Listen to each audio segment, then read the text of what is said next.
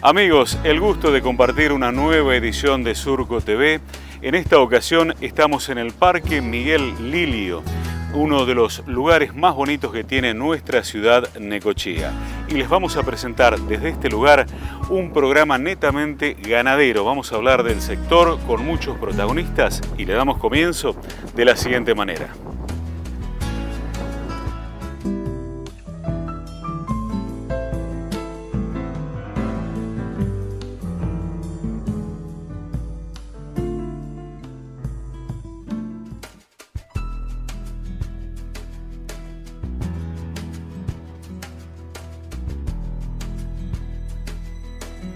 ¿Cómo afectan los parásitos a la producción ganadera? El médico veterinario Pedro Estefan nos da detalles.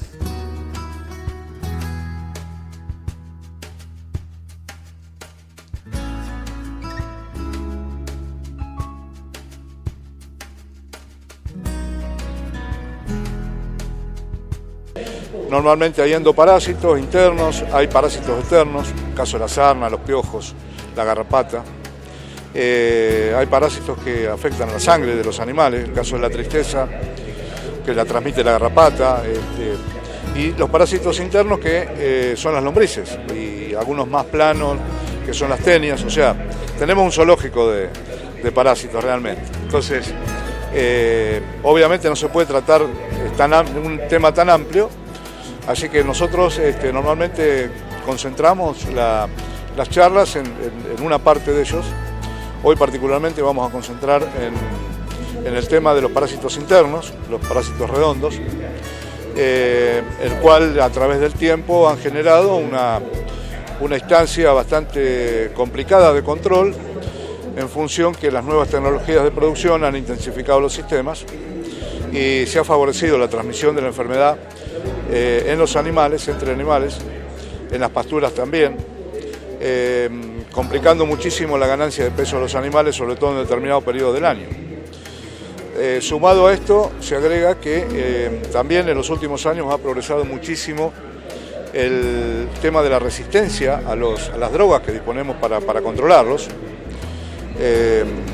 Tenemos un relevamiento de hace un par de años nada más atrás, en unos 60 establecimientos en la Argentina, y el 95% de los establecimientos está con problemas de resistencia a alguna de las drogas, ¿no?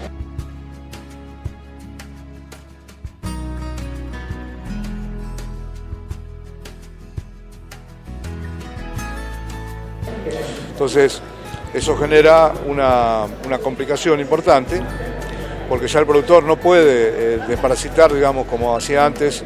Bueno, ya que encierro desparasito, o veo los animales un poco feos o con algo de diarrea, los desparasito, sino que hay que hacer un diagnóstico en cada campo realmente de ver cómo andan las drogas, cuál es la que funciona, cuál es la que no funciona, y en base a eso, entonces ahí sí hacer un buen programa de control, que eso lo tiene que hacer con un veterinario, no hay vuelta ya, ¿no es cierto? No se puede seguir trabajando a ciegas, hay que hacer análisis, hay que hacer seguimiento de las tropas, hay que buscar los momentos oportunos para desparasitar, y de esa manera, digamos, se va a poder controlar sin problemas, ¿no? Pero como venimos hasta ahora, es realmente una pérdida muy grande en términos de kilos de carne y en términos de la compra de antiparasitarios que se usan y no funcionan.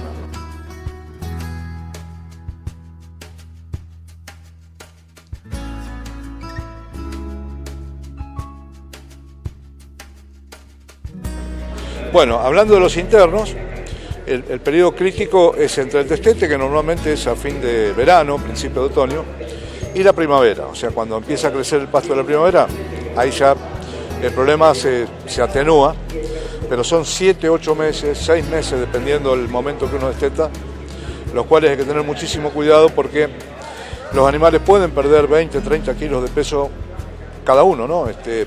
Sin que nos demos cuenta, es la famosa pérdida subclínica, que no nos damos cuenta.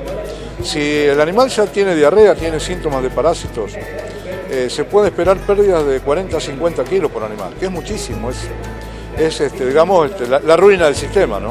La situación es que, digamos, sobre pasturas es difícil prever que no haya parásitos, siempre va a haber parásitos, o sea, uno tiene que convivir con ellos.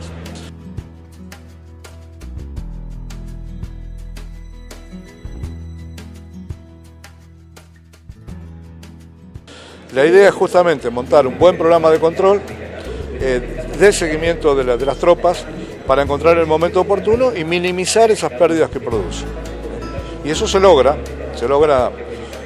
podemos esperar una merma a lo mejor del 5%, que bueno, queda en manos de los parásitos, pero no entregar 20-30 kilos por animal. Desde el punto de vista de control, nosotros lo que recomendamos, según el sistema de producción, ¿no? Porque de acuerdo al sistema de producción está el riesgo de la infección parasitaria. Entonces, en los de alto riesgo, indudablemente hay que ir todos los meses, sacar muestras, incluso sin encerrar los animales, pues se pueden tomar muestras de materia fecal en la misma pastura y hacer los análisis a partir de ahí y hacer el seguimiento. Depende también si el año viene lluvioso o viene seco.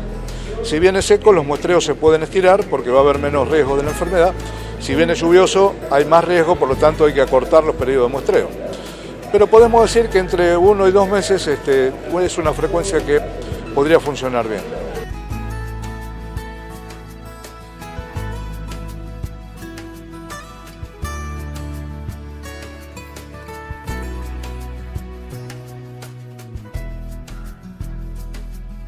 Y enseguida retornamos con mucho más material para ofrecérselos a todos ustedes.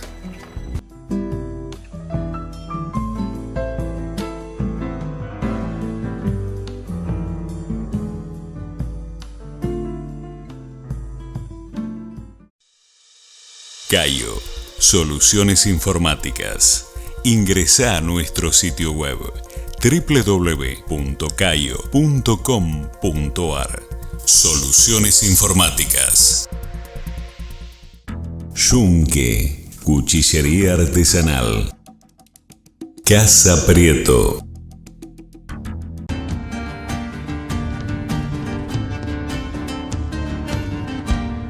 Le abrimos la tranquera a este segundo bloque de Surco TV y tenemos para ofrecerles a todos ustedes notas e imágenes al estilo de Surco TV.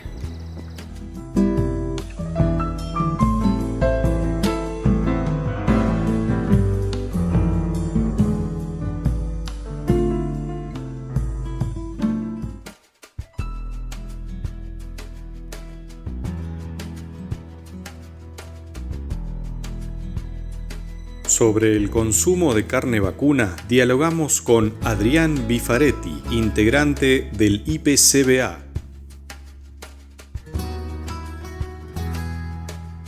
Mientras que el consultor ganadero Juan Pablo Rusi nos da su visión sobre el sector pecuario.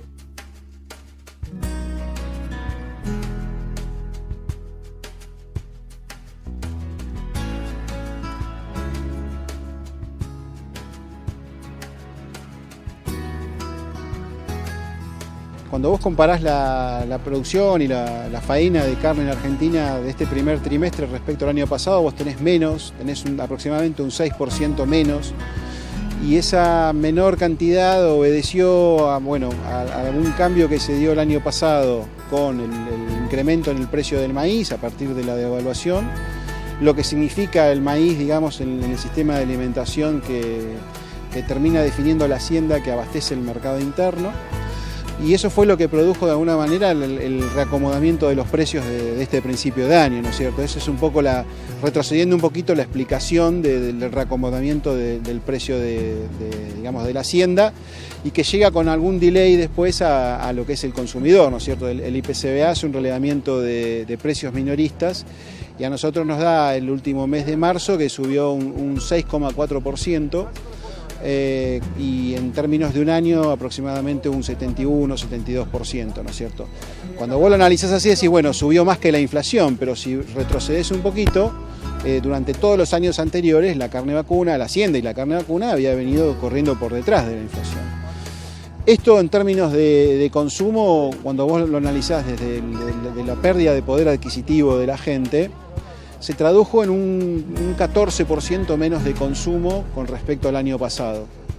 Y yo siempre vengo marcando el mismo concepto. Cuando vos decís cae un 14%, si lo expresás en kilos por habitante por año, decís 50 kilos, ¿sí?, por habitante por año de carne vacuna. ¿Es mucho o es poco?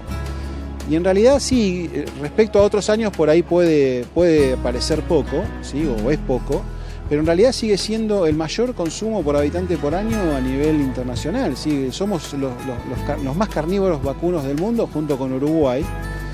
Y en este caso vos estás hablando de que el consumo global de proteínas cárnicas en Argentina está entre 115 y 117. Cuando vos le sumás pollo, cerdo y otras carnes, tenés el nivel de consumo de proteínas por ejemplo, de Australia o de Estados Unidos, con un nivel de ingreso per cápita sensiblemente menor. Entonces, yo lo que rescato desde lo que viene viendo el instituto es, hay que valorizar esos 50 kilos de carne por habitante por año, y por ahí ponerlo en otra perspectiva, más allá de cómo se suele abordar en los medios de prensa o en la agenda mediática, ¿no?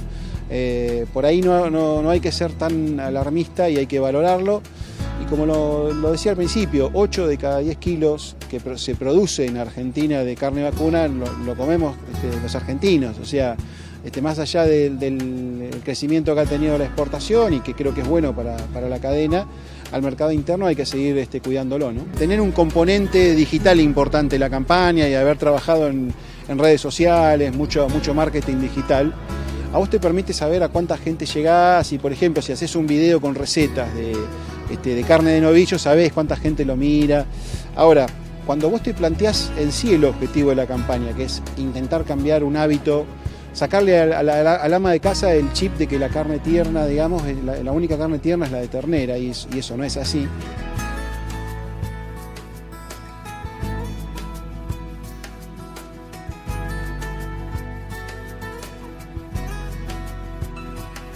Para ir a exportación con un marmoreo intramuscular, y en ese sentido hablé sobre cómo alimentar en la gestación a la madre y hasta los 205 días el ternero, básicamente de bien, sí, donde ahí se generan los adipocitos intramusculares para poder tener mejor carne en la terminación. Y después hablé de los modelos, cuáles son los puntos claves para cada uno de los negocios. Por ejemplo, si vos haces un negocio donde comprás ternitos chicos de 100 kilos y los vendés de 300, por ejemplo, bueno, la mortandad es clave, más allá de comprar y vender bien, ¿no? Si compras una vaquillona para hacer acá alrededor de Buenos Aires de 180 a 320, bueno, tengo que tener el frigorífico cerca, maíz propio, comprarle al vecino, tengo que tener ventajas competitivas. Y bueno, fui describiendo unos 9 modelos de negocio y cada uno de ellos, por ejemplo, el modelo de recriar y terminar en corral, tenés que manejar la recría, el costo de la recría, de alimentación, ¿verdad? Así que bueno, después hablé sobre cómo complementar campo y corral, cómo utilizar los corrales de recría y gastar menos plata, y cómo hacer la terminación en esos corrales. Y por último, hablé de lo que yo personalmente, yo aparte tengo 3 patentes en nutrición animal, lo que yo creo que es hacia dónde se va a tender la alimentación de rumiantes en el futuro. Y para mí, humildemente, lo que yo creo es que al rumiante se le va a dar mucho más fibra de comer para aprovechar el rumiante, o sea que puede digerir fibra, pero se van a utilizar alimentos de diseño para poner los aminoácidos y los nutrientes, glucosa, grasa, omega 3 y 6, ¿cómo se llama? Y ácidos grasos volátiles o ácidos grasos que necesite el intestino, como butírico, básicamente, específicamente bypaseando el rumen. Sí, no tan inmediato, yo creo que van a ser los próximos 5 o 6 años, pero va a haber mucho, y eso va a haber mucho cuentero, ¿no? Pero por ejemplo, hoy hay productos donde vos medís la glucosa en sangre de las vacas de leche y dosificás glucosa. Entonces, y eso se va a ir cada vez más imponiendo, porque son y cada vez van a ser más baratos y cada vez van a estar más disponibles. Y sobre todo porque el rumiante puede aprovechar, por ejemplo, la burlanda o distintos alimentos fibrosos que hay que hacérselos aprovechar, porque es el único animal que los hace, que transforma eso en carne, en buena calidad de carne. Y aparte, hacer que la genética se exprese.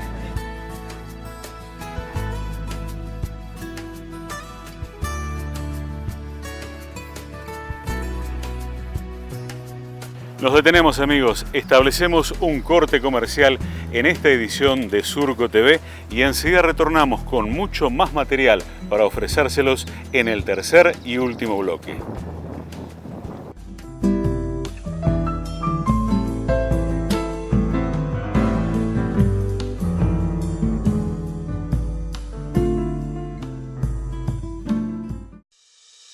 Cayo, soluciones informáticas.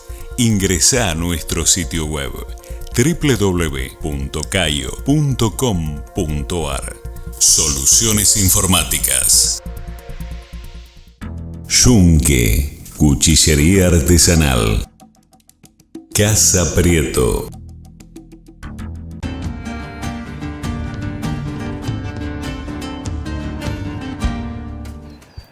Ahora estamos abriendo el tercer y último bloque y seguimos recorriendo el sector ganadero a la manera de Surco TV.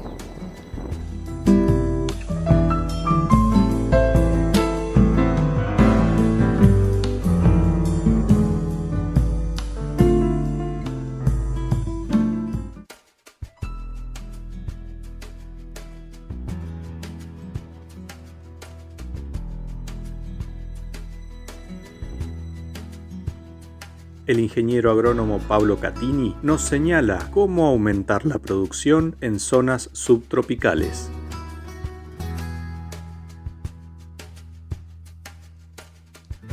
La vacunación es fundamental para prevenir enfermedades respiratorias en terneros. Eso nos lo cuenta en la nota el médico veterinario Horacio Pesci.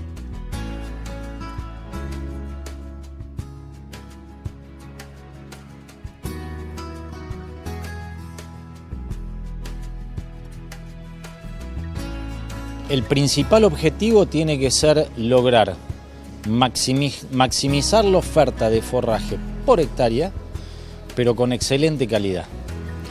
No buena, no muy buena, excelente calidad. Y eso tiene que ver con los nutrientes que va a aportar ese forraje, sean proteínas, sea energía, pero siempre asociado a una excelentísima digestibilidad, que es lo que me da a permitir que un animal coma mucho de ese alimento, lo procese rápidamente, vacíe el rumen y tenga capacidad de volver a comer. De esa manera lo que estoy acelerando es el proceso productivo, con lo cual voy a tener una mejor rotación de activo por hectárea y por lo cual voy a tener una mejor rentabilidad del negocio. En primer lugar, es un tema de conocimiento y de aplicación de proceso. Después de eso viene la inversión en maquinaria. Si nosotros compramos maquinaria y no aplicamos proceso, estamos haciendo un gasto. Una mala maquinaria con un buen proceso me puede llegar a generar un buen cambio. Y por ahí nos estamos asustando con la inversión, porque consideramos que el crédito es caro. Pero el crédito va a ser caro en tanto y en cuanto no apliquemos proceso y no seamos metódicos en la implementación de tecnología. Entonces tenemos que ser cada día mucho más maniáticos en la implementación de tecnología y en medir resultados. El productor está por el buen camino cuando duerme todas las noches tranquilo sin pensar en qué va a pasar mañana. Cuando tiene comida de calidad guardada. Cuando sabe que no le está sobrando pasto y también sabe que no le está faltando pasto. Ahí es cuando encontró la horma de sus zapatos, encontró su modelo productivo y va a encontrar su sitio de confort. Seguramente alguna otra herramienta va a venir o va a volver a salir de su sitio de confort, porque esa es la característica del productor ganadero. Pero creo que estamos por el buen camino en el momento en que nos juntamos en una jornada como esta para debatir o para discutir qué es lo que queremos hacia adelante, y no nos sentimos del todo no, la palabra no es confiados, pero no nos sentimos del todo confortables con la situación que estamos pasando hoy por hoy. A pesar de que el precio del novillo, el precio de la hacienda sea buena, sabemos que queremos mayor rentabilidad para nuestro campo, porque si no va a venir una actividad a corrernos, como ya pasó en la pampa húmeda con la soja hace 10 años.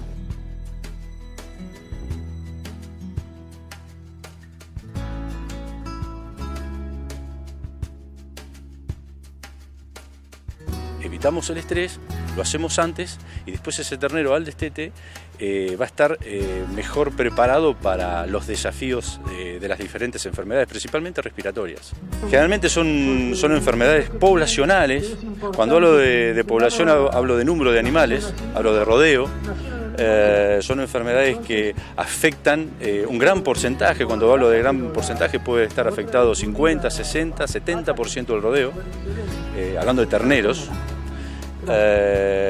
Lo que pasa, lo que sucede es que cuando estamos en presencia de la enfermedad, no los vacunamos, no los prevenimos, estamos detrás del problema, y tratar una enfermedad poblacional, como puede ser una neumonía, principalmente, es una tarea engorrosa desde lo práctico.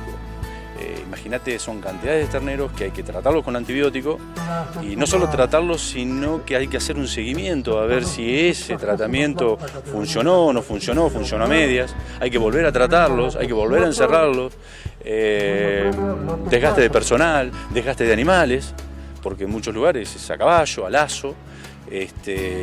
Entonces, para evitar todo eso, siempre redundo en vacunar antes de detectar. Y si es posible, siempre se habla de doble dosis de vacunas, el segundo refuerzo, porque es primo vacunación. Esa segunda dosis, por lo menos 10-15 días antes del destete, ya tiene que estar aplicada. Materia nutricional, para el caso de la vaca, por ejemplo, estamos a poco tiempo del preparto. Llegar con buen estado corporal. Buen estado corporal va a significar buena producción de leche, buena producción de calostro, que es la primera vacuna que recibe el ternero.